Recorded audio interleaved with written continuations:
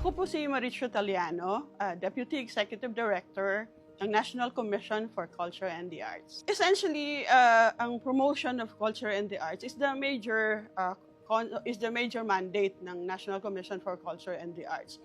So yung unang programa na nagkaroon kami in partnership with PTV4 is yung Concert at the Park. So kasunod po nito, nagkaroon po kami ng Sining Gising. Ito pong programa na to is hosted by our former Executive Director na si Ms. Cecil Guidotti Alvarez. And following this, ito na nga yung current program natin sa PTV4, yung sa Gisag Kultura.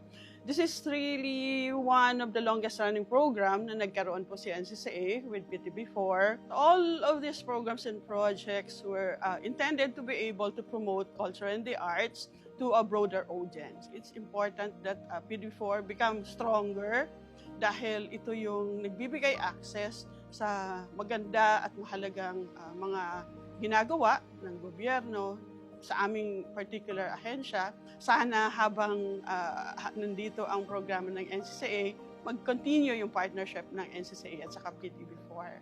Ako si Mauricio Taliano ng National Commission for Culture and the Arts at ito ang aking kwentong PTV.